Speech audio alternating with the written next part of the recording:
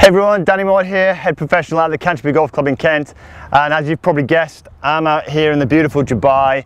I'm actually working on my own game, but while I was here I thought it'd be a really nice idea to help you with your game and deal with a really popular question, which is how do you improve the quality of your driving, specifically the accuracy and the distance that you hit it. Well, I've got three things for you today which I'm going to reveal, which kind of are probably the most common things I see when I'm coaching people. So let's get started. The first thing involves understanding. The problem is that when most people start the game, they don't really have many lessons, so they tend to get an organic swing, let's say, and for some people it works absolutely fine, but for a lot of people it kind of leads to problems down the line through their golfing life. An example would be, for instance, I was at the gym the other day, and some guys at the gym, the young guys, they see a weight on the ground and they pick it up and their bodies are moving all over the place, but as far as they're concerned, they've achieved their goal. They've taken the weight, they've lifted it up and they've picked it above their heads, and as far as they're concerned, they've got great technique. The problem comes when their friend, who's getting professional advice from a personal trainer, he's learning correct technique. Now, their friend is adding more weight to the machine, but he's lifting properly, so he can lift that weight and he can keep lifting it and keep adding more weight because he's got great technique and he's using the bigger muscles. The problem with a person who's kind of moving all over the place is when it's time to scale that and add more weight to that person, one, they're likely to cause injury, but two, they're using so much movement and so many of the smaller muscles, it's almost going to be impossible. So the person with good technique is able to scale and improve and add more power to their game without losing control, okay? And in golfing terms, that simply just relates to, look, if you start off with poor technique, when you want to get better and you want to hit it further with more accuracy, it's very, very difficult if you've got a clumsy, out of control technique. So that's the first thing to realize in terms of understanding why you're probably lacking some consistency in some of those bigger clubs like the driver and the fairway woods. So with that in mind, let's move on to step two. So the second thing is, well, what do you do? How do you actually improve the quality of your driving and your technique? Well, the first thing to realize is, and this is probably something new that's occurred over the last few years in modern golf, is a lot of people tend to swing a lot with their hands and their arms, okay? Again, smaller muscles tend to be a lot weaker, and there's a lot of moving parts. Their legs are moving, their arms are moving, their wrists are moving, and with that, that's a lot to get right and a lot to time. And there's a much, much easier way to do this. But there is a pre-caveat with this. It doesn't feel very nice to start off with, okay? But let me show you how it works. So what you want to try and do is you want to try and get the upper part of your left arm very much connected to your chest. A lot of people have the gap between the upper part of the left arm too far away from their chest, so we want to get that much, much closer. Then from there, what we want to try and do is keep it connected all the way on the way back and all the way on the way through. And you'll notice here, at no stage is my wrist breaking down, particularly on the way through. Can you see that? So when I'm coming through here, there's absolutely none of this. Okay, so what that means is this becomes much, much more solid, and I'm actually much more in control of that club head. Okay, now the other thing we want to do from here, I'll show it from this angle as well, is when we're coming back, it helps with the actual plane of the swinging golf. Now what that basically means is you could class it as the arc.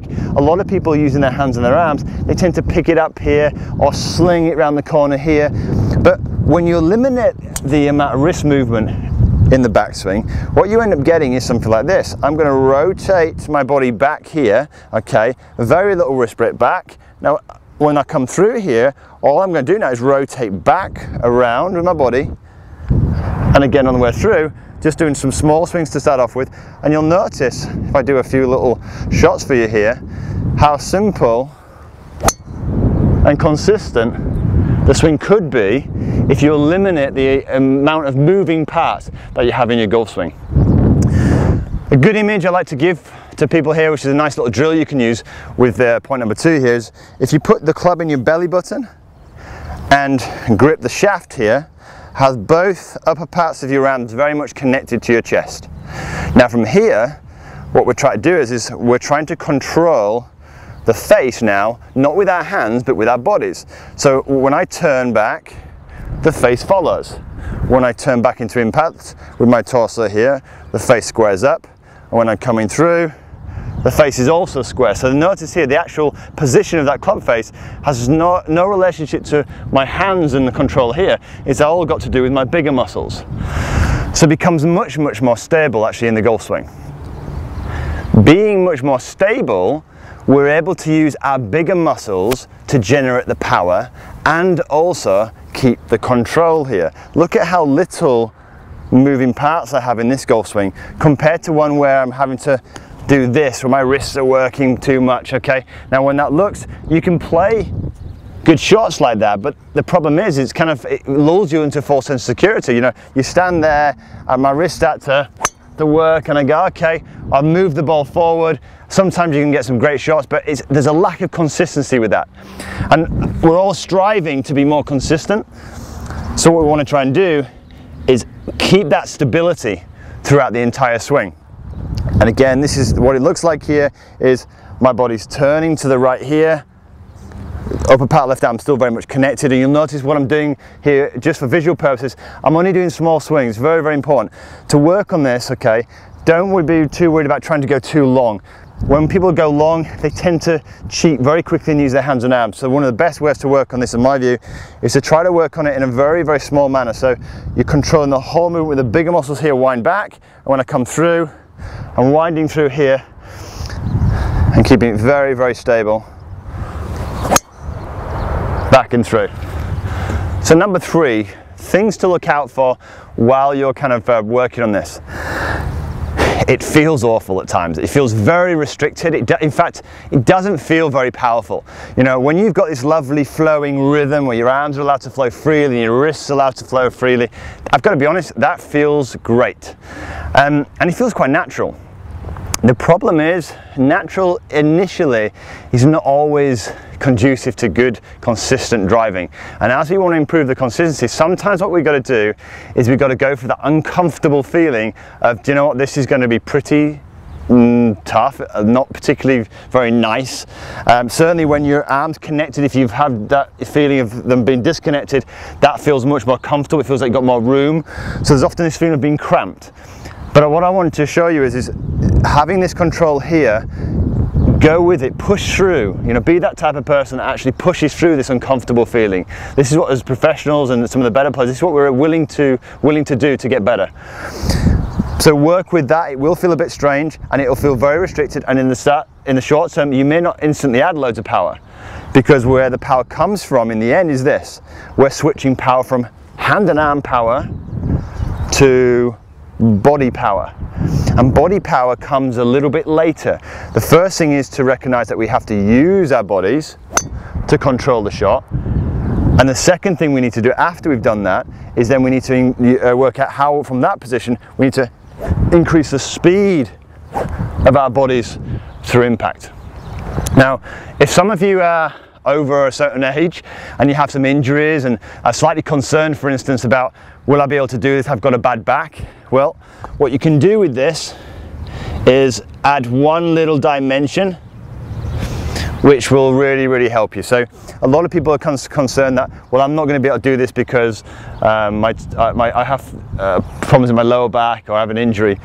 Well, in that situation, all you have to do is, as you're turning back, allow your hips to go further, maybe even allow your left heel to come off the floor, just to allow yourself to come around. And again, on the way through, start to come around here, allowing both feet to come off. And what it does is it takes the undue stress off the torso, so you don't create as much torque or twist, but it really makes the learning this and having that control much, much easier. So I really hope you go ahead and practice this as normal. If you've got any questions, either drop me an email or leave a message in the comments box below, and I'd love to hear from you. Until next week, have a great golfing week. Hi, it's Danny. Did you like this video? If you did, there's 2 things you could do right now. 1, subscribe to my channel and receive this content on a weekly basis. The second thing you could do is you could head on over to my website right here, and receive my weekly newsletter. In that newsletter, we have various different advice in PDF format. You can access my podcast. In fact, many things that you cannot access on this channel. Head on over to it here. Until next week, have a great golfing week.